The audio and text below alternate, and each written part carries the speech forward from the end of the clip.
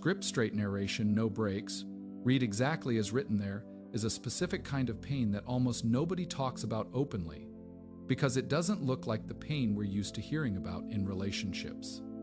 It is not the pain of being rejected or left or cheated on. It is the pain of being loved genuinely, consistently, by someone who wants nothing more than to be close to you, and feeling almost nothing when it happens. Or worse, feeling a strange discomfort, an urge to create distance, a sense of suspicion toward affection that has done absolutely nothing to earn suspicion. If you've ever received real, consistent love and found yourself unable to simply let it in, unable to relax into it, unable to believe it without some part of you waiting for the catch, this video is about you, and I want you to know up front that what you are experiencing has a real psychological explanation, and it is far more common than the silence around it would suggest. More common, in fact, than almost any other relational pattern we discuss on this channel, precisely because it is so rarely named directly. Let's name what this actually is, because giving it a name is the first step toward understanding it, rather than just suffering through it. Psychologists sometimes refer to this as a low capacity to receive love, and it is distinct from simply having trust issues or being guarded, although it often overlaps with both. It describes a specific difficulty in allowing genuine affection, care, or attention to actually register internally as real and safe, even when there is no rational reason to doubt it. People with this pattern can often give love relatively easily, sometimes to an extreme degree, pouring effort and attention into caring for others, while remaining fundamentally unable to absorb the same care when it is directed back at them. It creates a strange, lopsided experience of relationships, where you are capable of enormous generosity, but somehow starved in a way that never seems to resolve, no matter how much love is actually available to you. To understand why this happens, we have to go back to where a person first learns what love is supposed to feel like. And for most people with this pattern, that early learning environment taught a very specific and very painful lesson. Love was either conditional, unpredictable, or dangerous in some way that made receiving it, rather than giving it the riskier position to be in. Consider a child raised by a caregiver whose affection was tied to performance.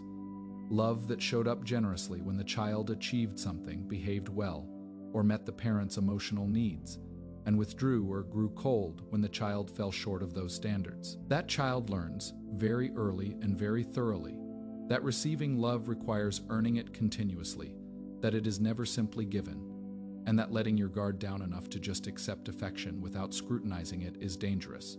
Because the moment you relax, the conditions might change, and the love might disappear. Consider a different but related environment, a household where a caregiver's own emotional needs were so large or so unstable that the child learned, functionally, to become the emotional caretaker rather than the one being cared for, sometimes called role reversal or parentification. A child in that position becomes extremely skilled at giving care, reading emotional needs, offering comfort, managing someone else's feelings, because that was often the actual role required of them for the relationship to function. But that same child rarely gets practice at the opposite skill, allowing themselves to be the one who is cared for, because there was no available space in that relationship for their own needs to be centered. They grow into an adult who can give love fluently and receive it almost not at all. Not because they don't want it, but because the entire internal architecture for receiving simply was never built. There is a third pathway worth naming as well, one rooted less in a specific relationship and more in a broader belief about self-worth. Some people develop, often through a combination of subtle early experiences and later reinforcement, a core belief that they are fundamentally not fully lovable, or that any love they receive is somehow provisional, based on qualities that could be revealed as false or insufficient at any moment. For someone carrying this belief, receiving genuine, consistent love creates an internal contradiction. The love is happening in real time, right in front of them, and yet it conflicts with a deeply held belief about their own worth. Rather than updating the belief to match the evidence, which would require dismantling something foundational to their sense of self, it is often psychologically easier to somehow discount the love itself, to assume the other person doesn't really know them yet, to wait for the moment the love inevitably gets withdrawn once the truth comes out, to treat every kind gesture as suspicious rather than simply accepting it at face value. This is what makes this pattern so quietly devastating, because it doesn't just affect how someone experiences relationships. It actively works against the relationships that are actually good for them. A person with a low capacity to receive love will often, without meaning to, subtly test, deflect, or minimize a partner's genuine affection. A compliment gets brushed off rather than absorbed. A generous gesture gets met with suspicion about the giver's motives rather than gratitude. Vulnerability from a partner gets responded to with immediate reciprocal caretaking rather than simply being received and appreciated. Over time, this can genuinely wear down even a patient, loving partner, not because the love wasn't wanted, but because it kept bouncing off something instead of landing anywhere. And human beings, even generous ones, eventually need to feel that their care is actually being received in order to keep offering it sustainably. I want to be really clear about something here, because it is easy to hear all of this and slide into self-blame, which is exactly the opposite of useful.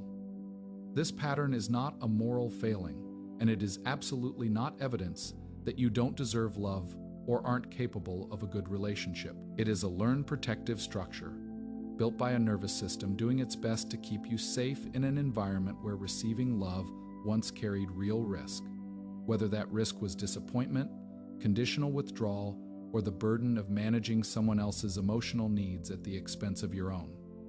The structure made sense given where it came from. It simply doesn't serve you anymore in a relationship that is, in fact, safe.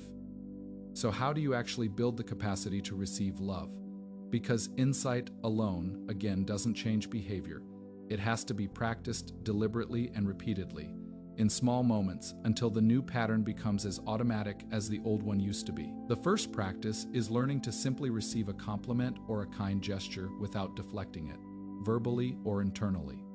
The next time someone offers you a genuine compliment, notice the urge to immediately downplay it, redirect it, or mentally argue against it, and instead practice just saying thank you and letting the compliment sit there without correction. This feels small, almost silly, but it is genuinely one of the most effective entry points into rebuilding this capacity, because it interrupts the automatic deflection reflex in the exact moment it happens, rather than trying to change the underlying belief directly, which is much harder to access consciously. The second practice is noticing specifically the physical sensation that arises when someone shows you consistent care, and staying with it rather than immediately moving to interpret it or manage it.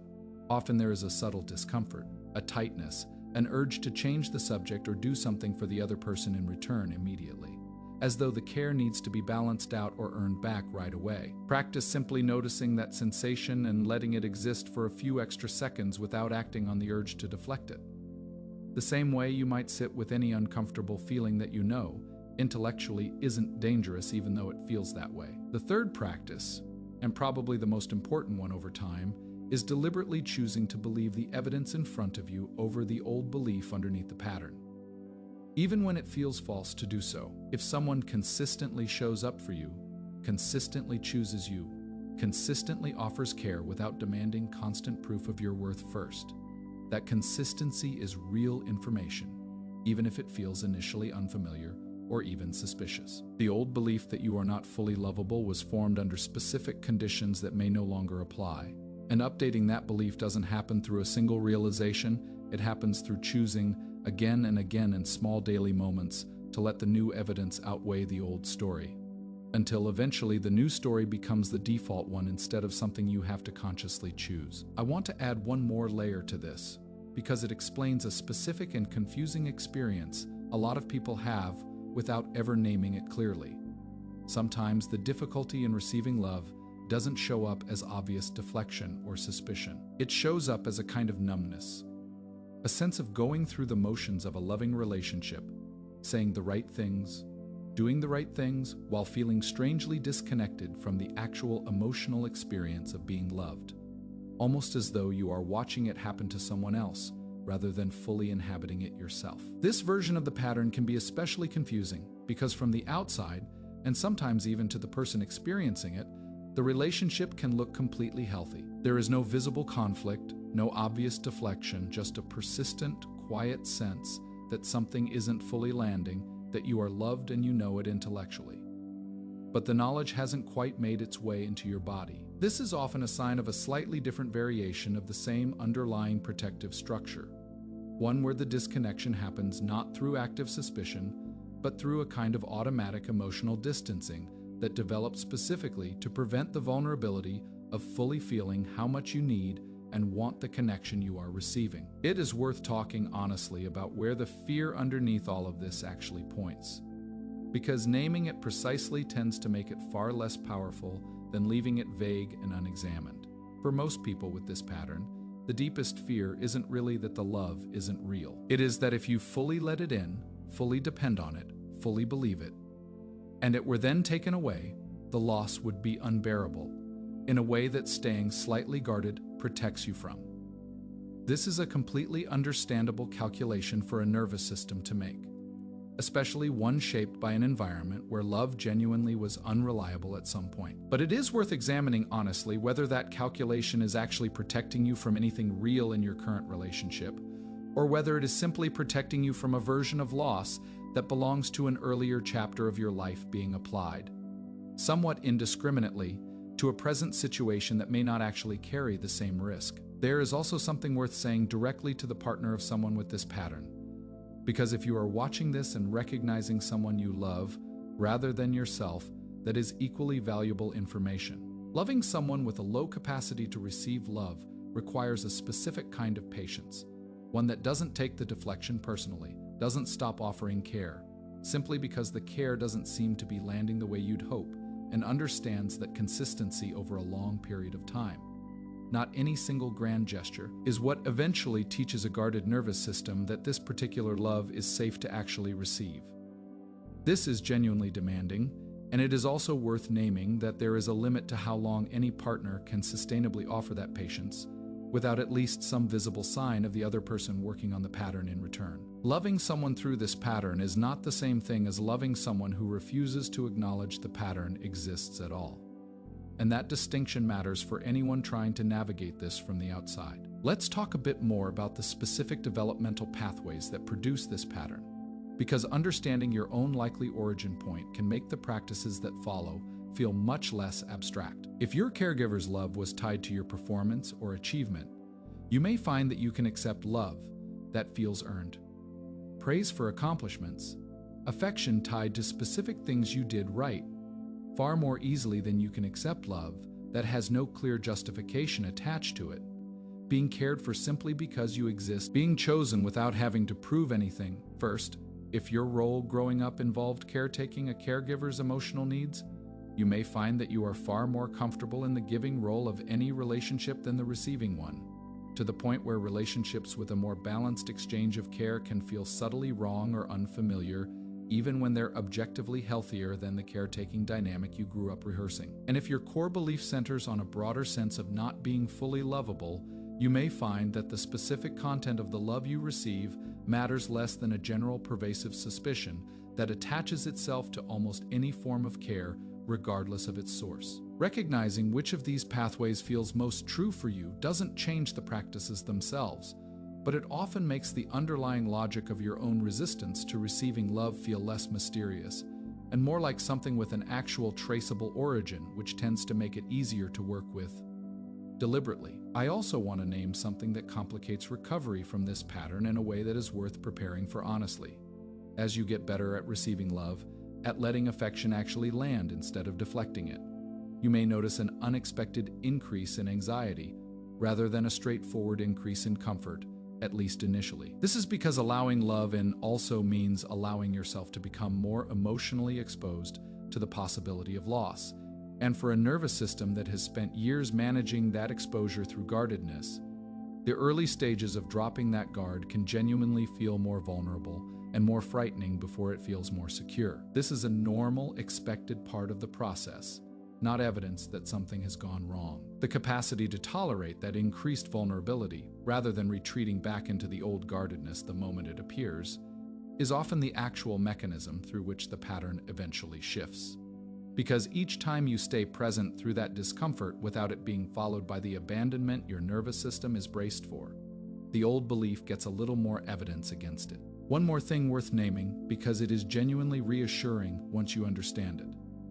The nervous system that currently struggles to receive love is the exact same nervous system that will eventually learn to receive it, not a fixed, separate part of you that is permanently broken. Neuroplasticity, the brain's capacity to form new patterns through repeated experience, doesn't stop operating in adulthood. It simply requires more deliberate, conscious repetition than the automatic learning that happened in childhood, precisely because you are now working consciously against an existing, well-established pattern rather than forming a completely fresh one from a blank starting point. This means the timeline for change is real, but it also means the change itself is genuinely achievable, not through a single insight or a single conversation, but through the accumulated weight of many small moments of choosing to stay present with love instead of deflecting it, until that choice eventually requires less and less conscious effort to make.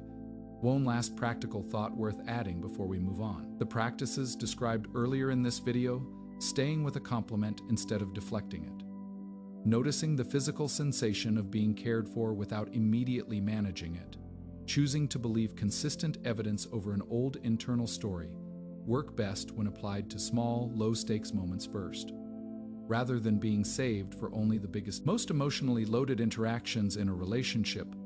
Building the capacity to receive love is very similar to building any other skill.